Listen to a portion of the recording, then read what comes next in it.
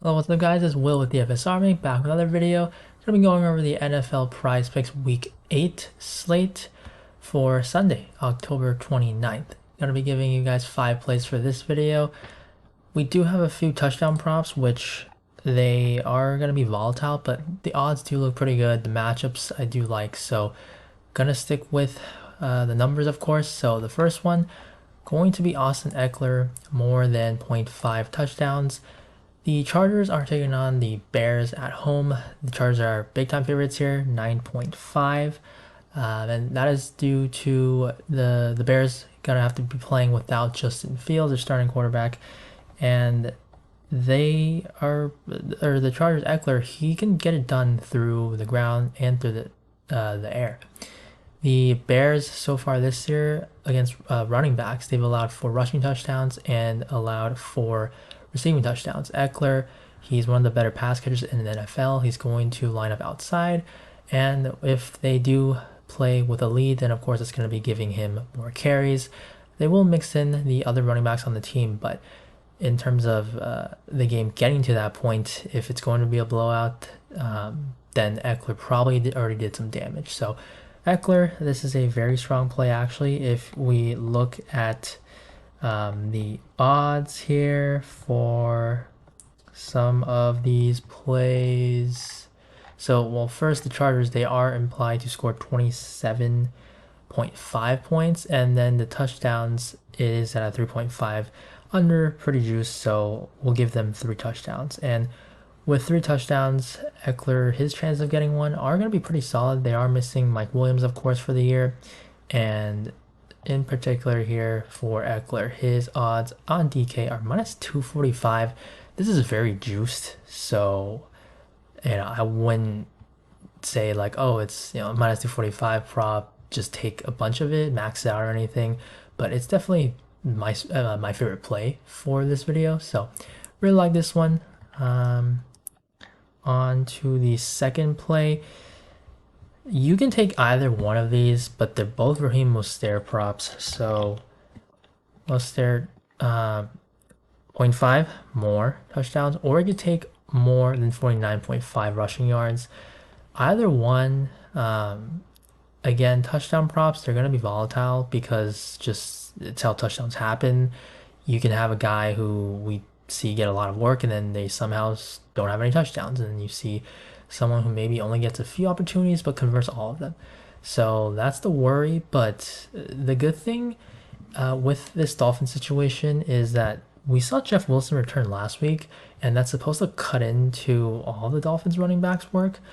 But Jeff Wilson actually got 0 carries that game. He did catch 1 ball, and Wilson, I believe, was on the field for about 34% of the plays. So that game, the Dolphins were trailing against the Eagles, I believe, and that should change for this week because they're playing the Patriots.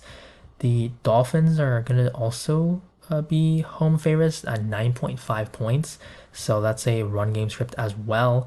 And then you're going to have opportunities for both these lines. I probably like the rushing yards prop a little more than touchdowns, but it's also one of these that the odds are pretty strong.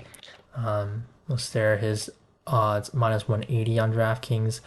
Again, no under on this, so this is pretty juiced. But if you look at other books, this is the same. This is a similar number across everything. So, yeah, Mostert. I like both of these. Think like the weather, actually need to mention that it's gonna be the windiest game of the slate. This game has 15-mile-per-hour sustained winds with 25-mile-per-hour gusts. And when the winds are 15 miles per hour or stronger, it does impact scoring, and it's going to impact play calling. And with the Dolphins being 9.5 home favorites, they probably should win this game easily. That's going to mean more run plays. Even when the game zeros are at the beginning, they should run more run plays. So that again favors this rushing yards line, and then that game script at home 9.5, huge favorites for a running back. That usually means good things for the more. And then we are going to correlate with Tua. This is another tricky one where I'm not too confident in which of these I like better, but I do like both of them for less. And that is going for the correlation with Mostert. Now, you don't need to force it, but I do like both of these plays. And because we do get a little bit of correlation, that just makes sense for the slip. So Tua, he, again, because of the wind, the weather for this game, if they're going to have to run the ball more because of strong winds, then Tua, he's not going to throw out as much. When you don't throw out as much, then that just means it's going to be less passing completions. So either one of these, I do like.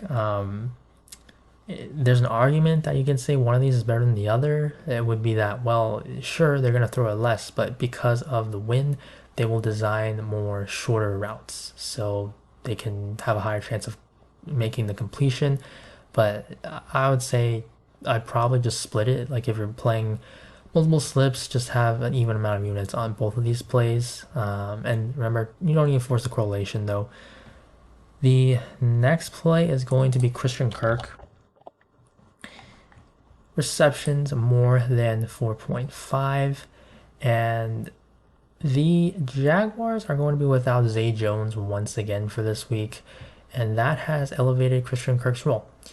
At the beginning of the season, I wasn't a huge fan of Christian Kirk because of Zay Jones being the second receiver along with Calvin Ridley in two receiver sets. But because Zay Jones is hurt and he's just been banged up, like he returned for a week, but now he's injured again, out for another game, that Christian Kirk has really benefited. He's playing the slot receiver role, and the Steelers are a very good matchup for slot receivers. They allow a ton of passes through to the middle of the field, and that's where slot receivers are going to live.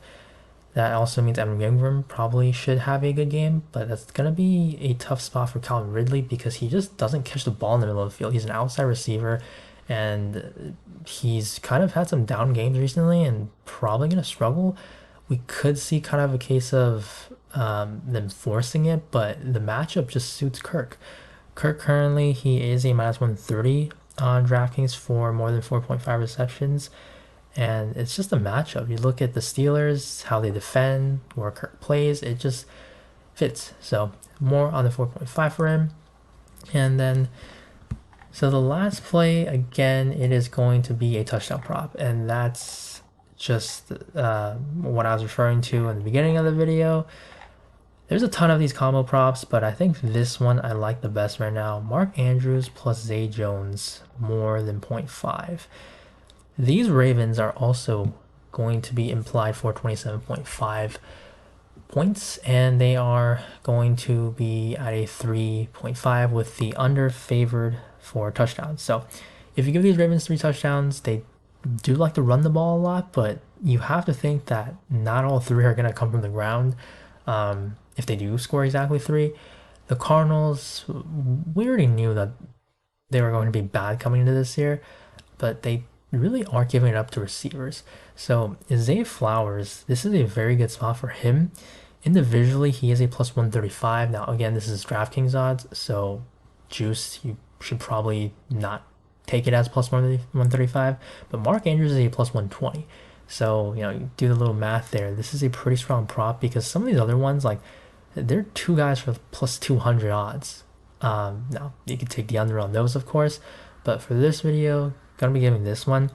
And Flowers, he plays much better versus zone, and Arizona plays zone at a top 5 rate in the league. So that's another case like Christian Kirk where the puzzle pieces fit together. And then for Mark Andrews against the tight ends, Arizona's actually, they haven't allowed a single touchdown to that position, which is kind of weird because we used to stream tight ends against Arizona back then, but this is a different team. However, if you do look at the matchups, they've played Logan Thomas, Darren Waller, Jake Ferguson, George Kittle, Tyler Higbee, the Bengals, and the Seahawks tight ends. So Darren Waller, he had 6 catches on 8 targets for 76 yards. Kittle, he's the guy that would be most comparable to Mark Andrews. But that game, CMC dominated. He had 3 touchdowns, and Brandon Ayuk had a strong game as well. So the Ravens, they don't have a CMC, right? And then Zay Flowers, Mark Andrews and Zay Flowers are going to be the 2 guys. Like when they're throwing the ball, they're throwing it to these 2. They're the clear 2 top pass catching options. So when a team is implied for 27.5 points, you have to think that they're going to get one from the air. And if it's through the air and we're getting the best two guys on the team at catching, it's a pretty strong problem in my opinion. So that's why I do like this. And playing the Arizona Cardinals, the Ravens, they look pretty strong. Yeah, just really like this one as well. But again, touchdown combo props, so volatility, realize that, understand it, don't go too heavy on them. But just Eckler looks really strong, and then with this combo one. So we're going with those. But for the video, again, we have two Dolphins, Mostert and Tua, both of them. I have two props each that I like. Mostert also with this touchdown over, and then Tua's under on the pass attempts and completions. Christian Kirk with 4.5 receptions, and then we have the two touchdown props for the Moore side. So that's gonna be the video. You can consider it 5 picks. You can consider it more than 5. Of course, gonna be posting more in the Discord later when the target props do pop up on the board. So that's it for the video, guys. Thank you guys for watching. Good luck on week 8 of NFL, and I will see you in the next video. Bye.